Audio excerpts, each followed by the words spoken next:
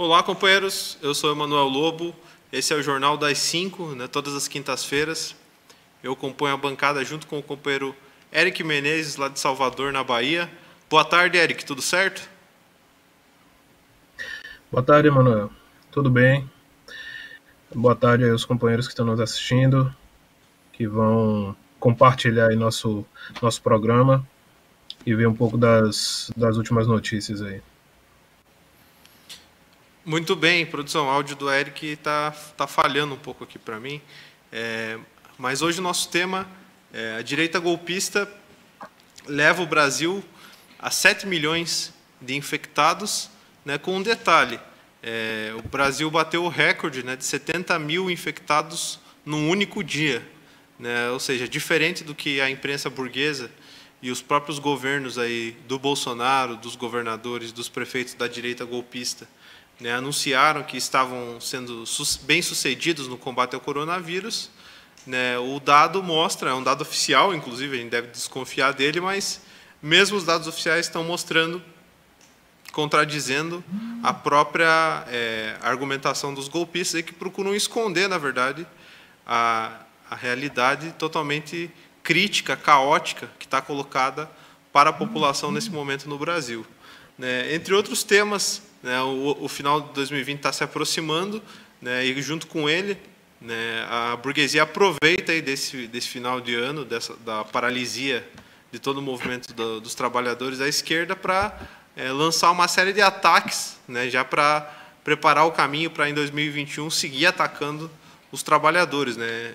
E aí entra a questão das demissões e tal, em várias empresas, né, inclusive em setores do próprio setor público, né, como é o caso de Guarulhos, em que o prefeito do PSD, né, prefeito reeleito, antes mesmo de terminar o seu mandato, já lança uma ofensiva contra os servidores municipais. Bom, passo para o companheiro Eric. Antes de mais nada, antes de passar a bola para o Eric, queria chamar os companheiros que estão nos acompanhando a se inscreverem no canal da Causa Operária TV. Né, nós passamos recentemente os 88 mil inscritos. Esse é o único canal 24 horas da esquerda, né, no Brasil e provavelmente no mundo. Então, é uma empreitada coletiva da qual o seu esforço, a sua contribuição é necessária para que ela se desenvolva. Né, para, inclusive, mostrar, materializar esse esforço, né, os companheiros podem se tornar membros também do canal, né, dar uma contribuição que varia aí a partir de R$ 7,99 por mês, né, um valor bastante simbólico, né, bastante baixo, acessível, mas que é muito importante, né, necessário para a ampliação da Causa Operária TV, né, que já tem hoje uma programação aí, muito vasta de conteúdos das mais variadas áreas do conhecimento e do interesse dos trabalhadores. Né. Bom, dito isso, eu passo para o companheiro Eric iniciar a nossa pauta aí.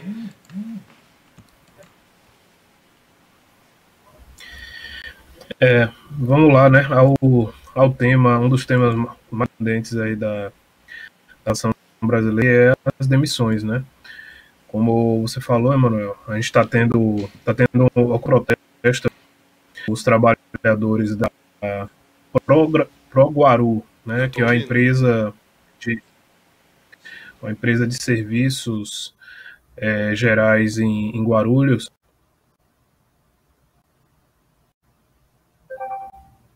Cortou de vez agora. Parou tudo aqui.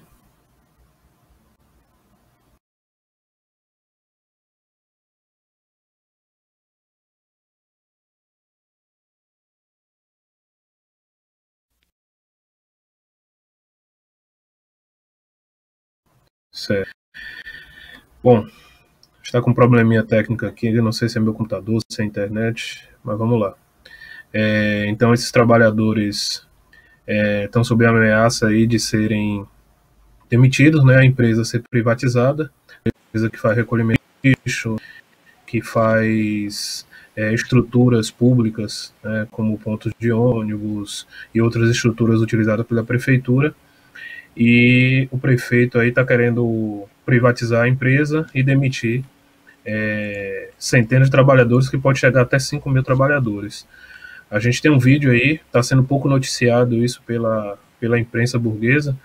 Os companheiros poderem colocar aí o vídeo da manifestação que está ocorrendo, quer dizer, ocorreu agora por volta do meio-dia, né, no final da manhã, em frente à Câmara Municipal de Guarulhos, né, reivindicando que não fizesse a privatização da empresa. O que acontecer e tudo que aconteceu, que tem para acontecer, a Promoru está envolvida, seja lá no setor de limpeza de construção civil.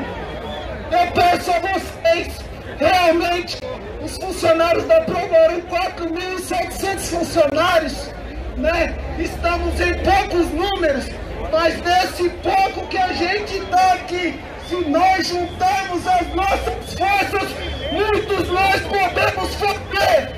Não vamos baixar a cabeça.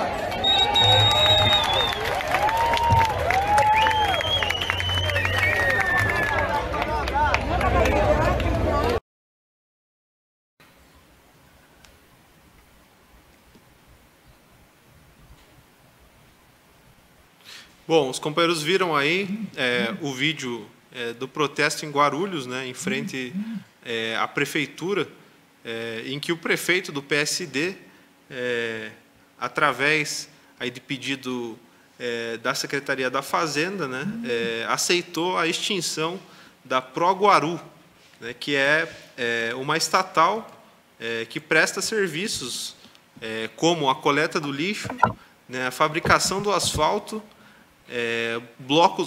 fabricação de asfalto, blocos pré-moldados, pavimentação, guias, sarjetas, construções de galerias e canalizações. Um serviço aí bastante importante dentro da Secretaria da Prefeitura, né, do trabalho da Prefeitura, e que em vários municípios aí esse serviço, por influência dos capitalistas, já foi privatizado, né?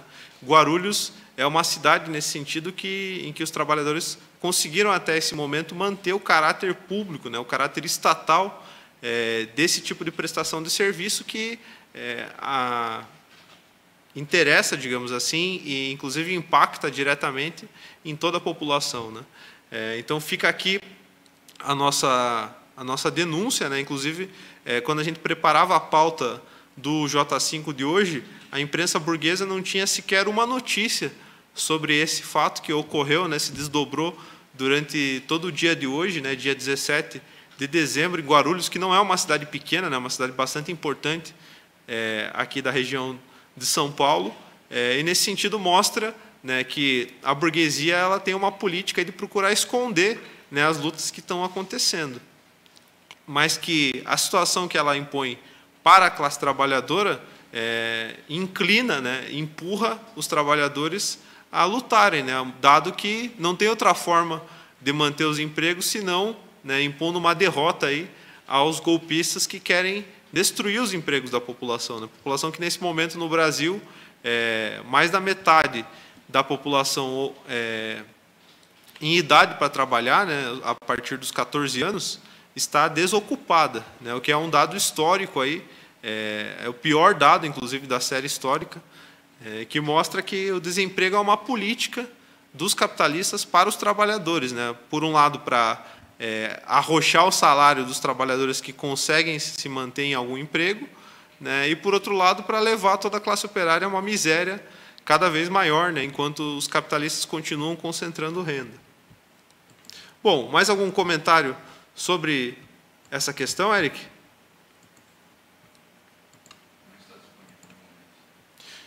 Bom, nesse sentido eu queria pedir, nós estamos chegando aqui às 5h30, aproveitar para fazer uma propaganda, né, da maior importância. Saiu, inclusive, ontem mesmo, o trailer da 46ª Universidade de Férias do Partido da Causa Operária, né, um curso de formação teórico marxista, e que terá, nessa oportunidade, o tema do que foi o stalinismo, né, uma análise marxista dos grandes acontecimentos aí, desde 1924 até 1991, né? A ascensão e queda da União Soviética e a ascensão e queda do regime stalinista, né? Que levou aí a até 91, a restauração do capitalismo nos países soviéticos. Então, se a produção puder passar o trailer do curso.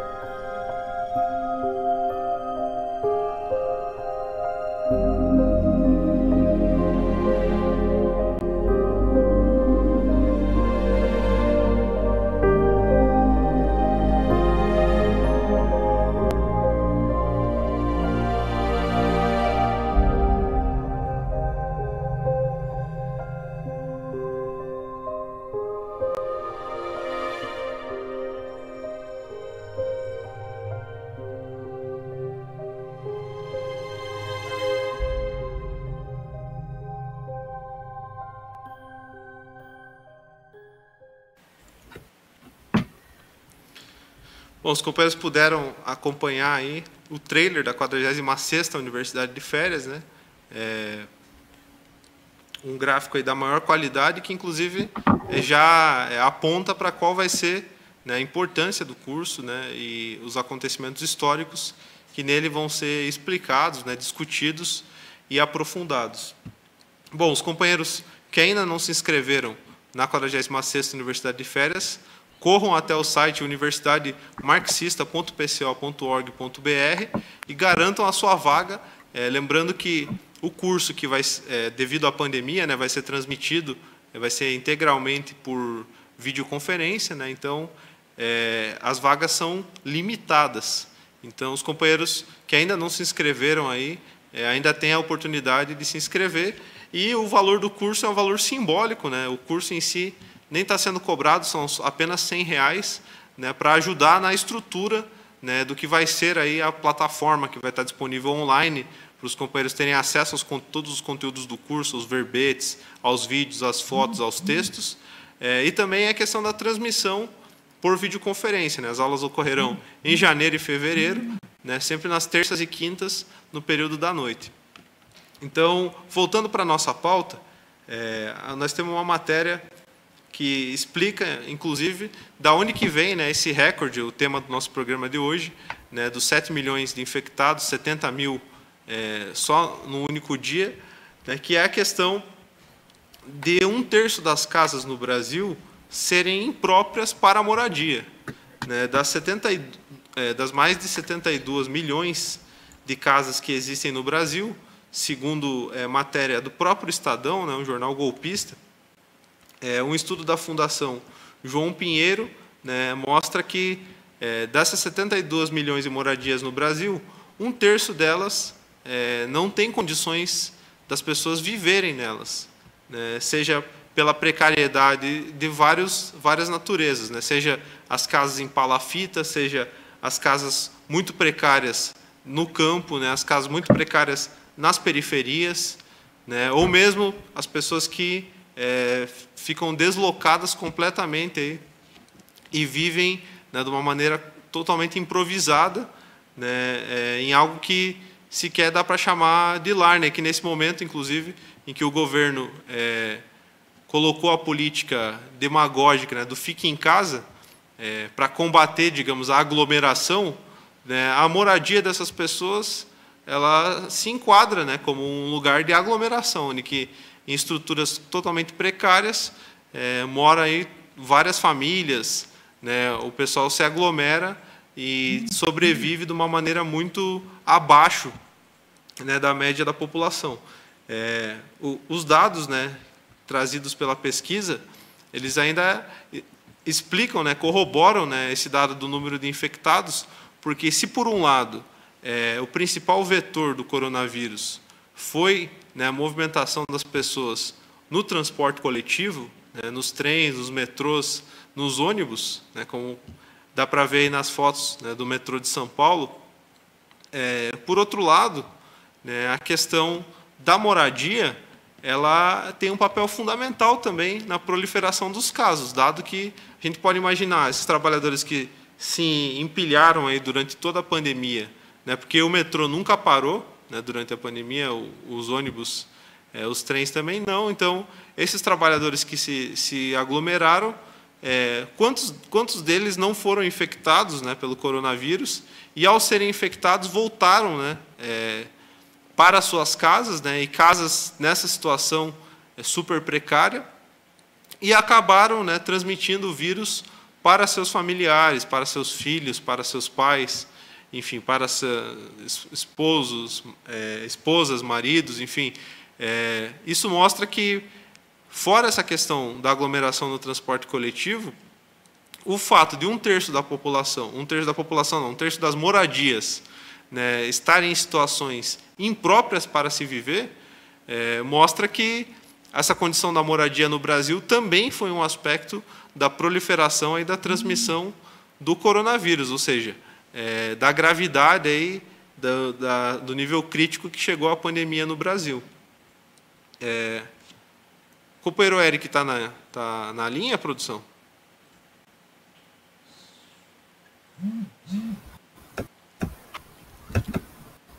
Eric, algum comentário?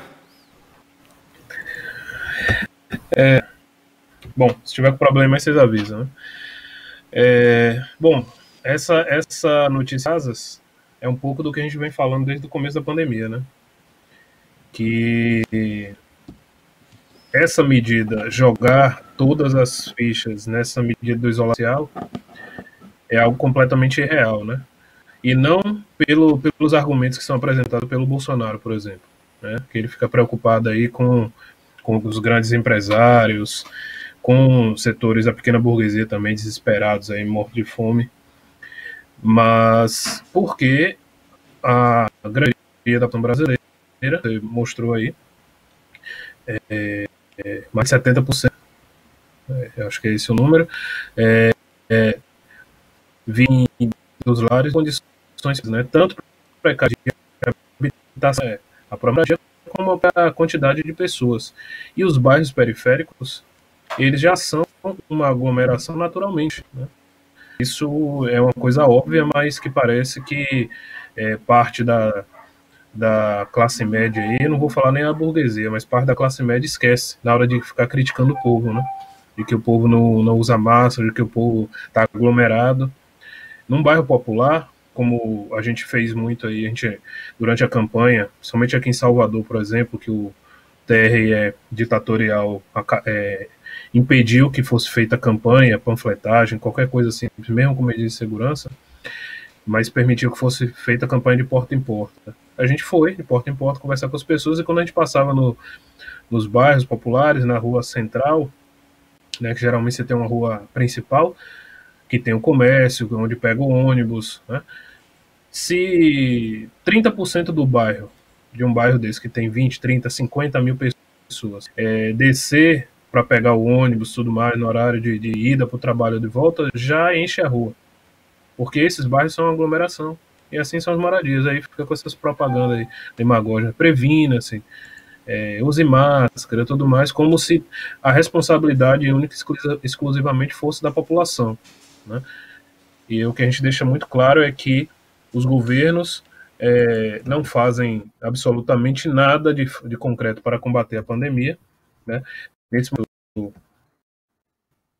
Nesse momento agora que se discute a questão das vacinas, continua com essa demagogia e no final das contas a culpa é da população, a culpa é do trabalhador. A gente mostrou imagens aí do metrô, dos ônibus, né, em todas as cidades, né?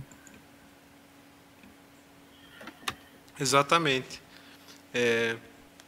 Isso, inclusive, mostra que a política do fique em casa, ela nunca, né, se dirigiu à grande maioria da população, dado que se um terço das moradias, a gente deve pensar o seguinte: essas 72 milhões de moradias não são moradias iguais, né? Nela aí estão contadas desde as mansões, né, que tem 10 cômodos e mora 2 pessoas, né, até as casas de palafita, que moram 5, 10 pessoas. Então, na verdade, esse 1/3 das casas que tem situação precária, né, seja da própria construção, da própria estrutura predial, né, ou dela estar localizada numa área de risco, né, ou ela não ter regularização fundiária, estar numa área de ocupação, né, porque o governo local não tem nenhum tipo de política em geral em todo o país, né, não tem um tipo de política séria da moradia para a população, apesar da moradia ser um direito constitucional, constar no artigo 6º da Constituição, né, isso mostra que esse 1/3 das moradias em situação precária, muito provavelmente elas abrangem mais pessoas do que os 2/3 das moradias não precárias, até porque as moradias que não são precárias, elas em geral são da classe média, da burguesia, né, que tem condições melhores, né, e que comportam inclusive menos gente. Então, obviamente que a ligação direta da transmissão do coronavírus com a moradia é justamente isso que o companheiro Eric colocou, né, que os bairros operários, a periferia em geral, ela é naturalmente, né, formada pela aglomeração. E nesse sentido, a política do Fique em Casa nunca se dirigiu à classe trabalhadora nesse sentido, mas sim, né, uma pequena parcela desses 2/3 aí de moradias regulares, né, entre aspas. Bom, indo em frente na nossa pauta, Eric, vamos para o nosso tema central de hoje, né, que é justamente, né, a gente falou aqui da questão da moradia, mas a questão de moradia ela se relaciona diretamente com a pandemia do coronavírus, né? O Brasil, né, chegou, né, tinha recentemente ultrapassado os mais de 180 mil mortos e chegou aos 7 milhões de infectados, né, com o detalhe, como a gente colocou, né, que no último dia, né, num único dia, mais de 70 mil pessoas foram infectadas pelo coronavírus. E aí, Eric?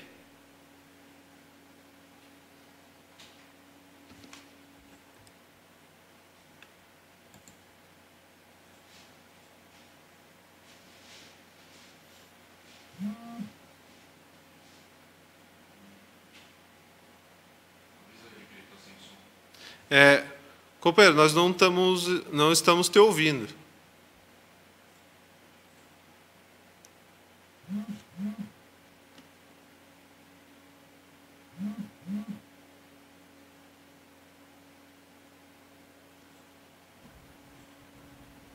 E agora? Tá ouvindo? Opa, beleza.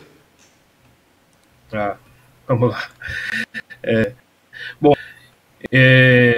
desde o começo, esse número é alarmante, né? Apesar da gente fazer aqui todo dia, para descer a gente está anunciando aí como está a pandemia e tudo mais.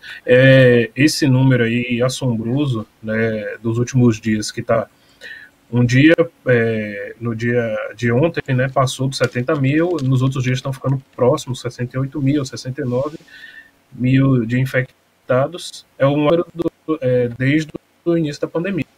É um recorde, enquanto a gente vê a lição aí com todo o governo Bolsonaro, que está no finalzinho da pandemia, né? Então, o Dória, por exemplo, que só fala em vacina, sendo que não tem vacina nenhuma ainda aprovada, né? E enquanto isso, a população, né, as atividades sendo no final de ano, por exemplo, em Salvador, o prefeito a quarta de determinar a ampliação de funcionamento dos shoppings, né, para o período final de ano, ou seja, permitindo inclusive aquela virada, né, que ficam os shoppings de 3 para o dia 24, a madrugada toda. Imagina o trabalhador aí, né? Então, continuam crescendo. O Brasil já é o terceiro em número de infectados, só perdendo para os Estados Unidos e Índia. O segundo em número de mortes, só atrás dos Estados Unidos, que está com mais de quase 250 mil mortos.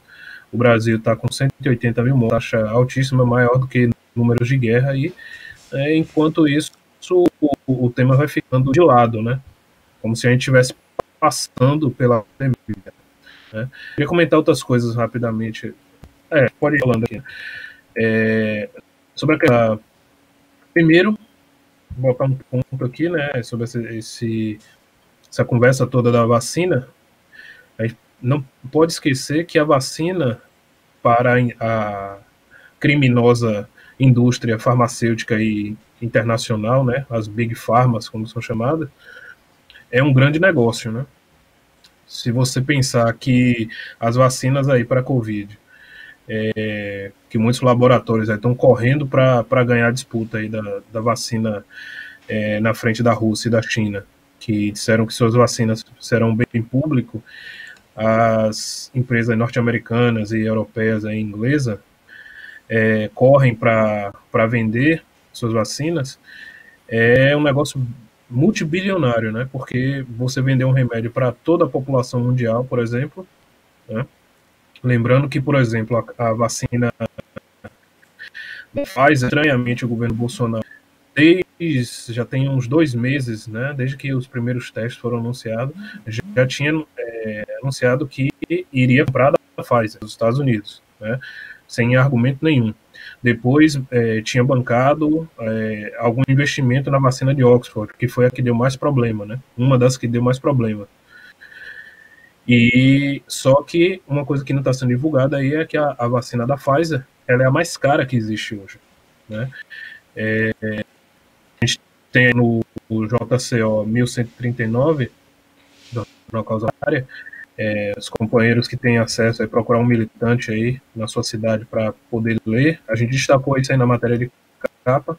E a vacina da Pfizer está custando, aqui no Brasil, por exemplo, mais de R$400. Né? A vacina da Rússia, por 2005, ela fica, em média, de R$120. Né? Lógico que depende do dólar, né, do dia. E, estranhamente, o governo está dando toda a prioridade à vacina da Pfizer. Né? Então é importante destacar isso aí no debate, sendo ignorado. Né? Esse grande negócio.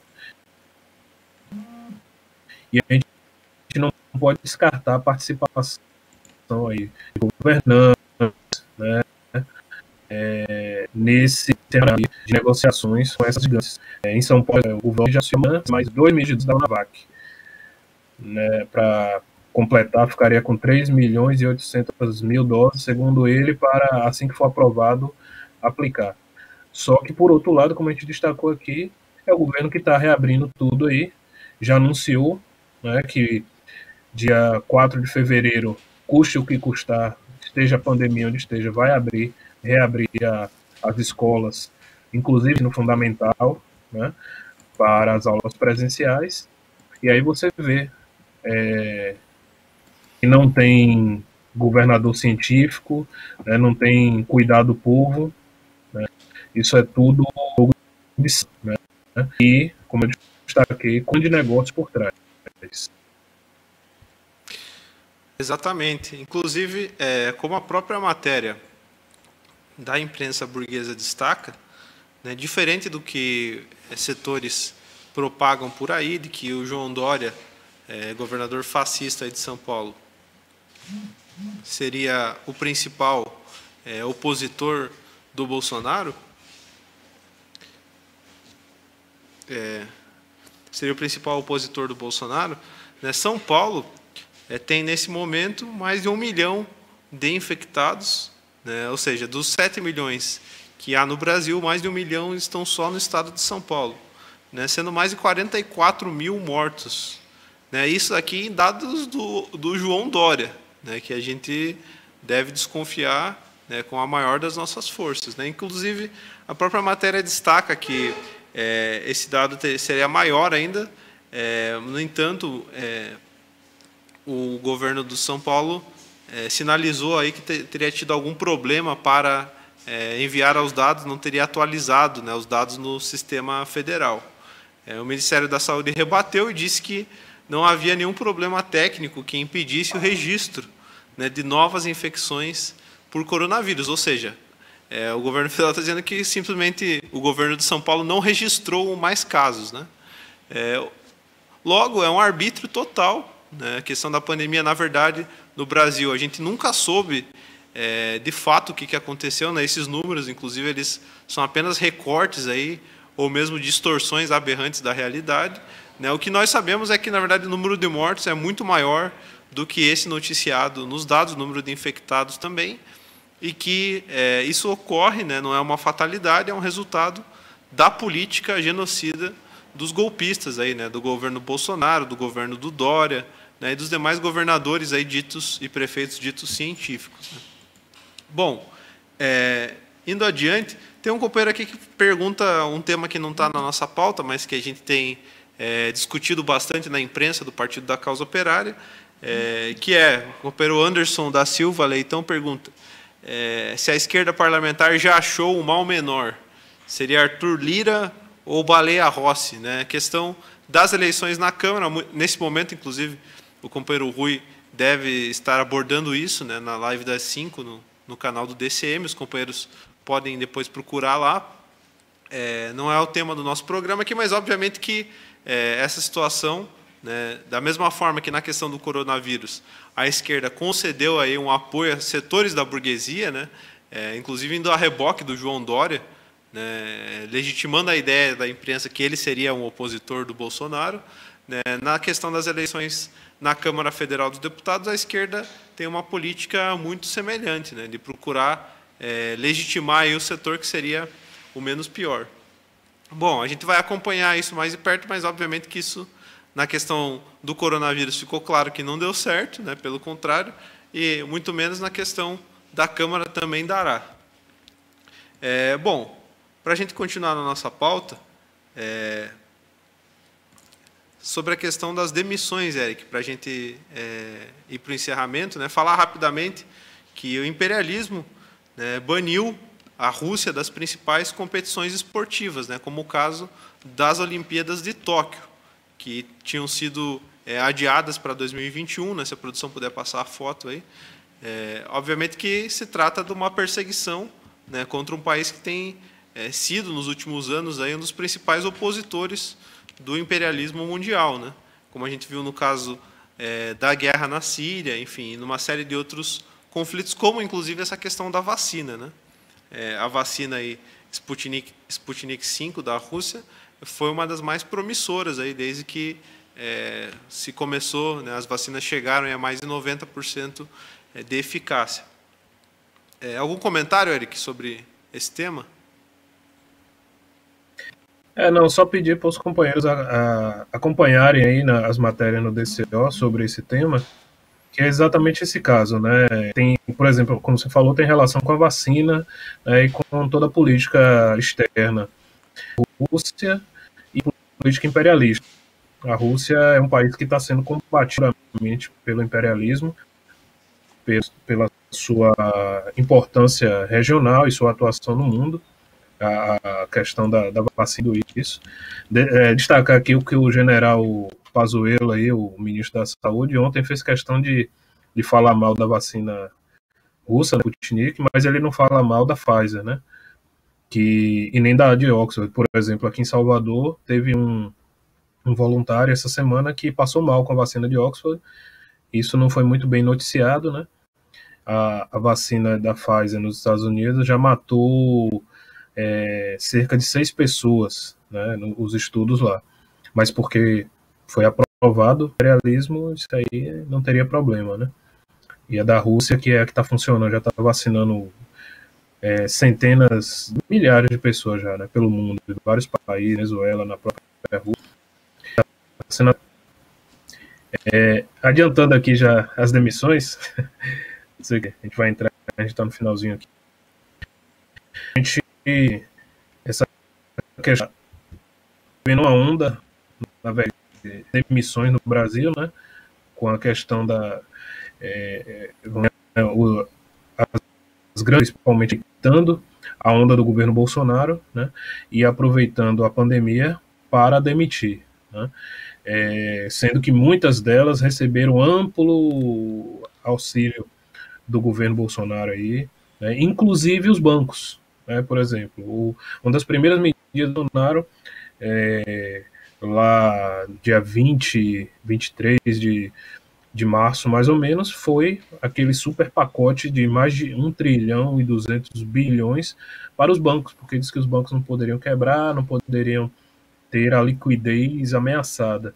Só que, até o momento, o setor, os banqueiros já deu cerca de 13 mil bancários, né?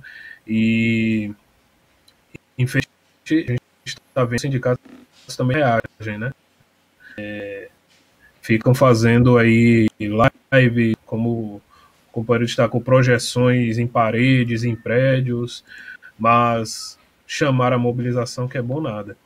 E isso também está acontecendo na indústria, né? Como a Mercedes aí anunciou hoje que vai fechar a fábrica que tem e vai deixar o Brasil, né? E vai demitir aí centenas de trabalhadores, né? Diretamente, e outra centena indireto, né? Exatamente.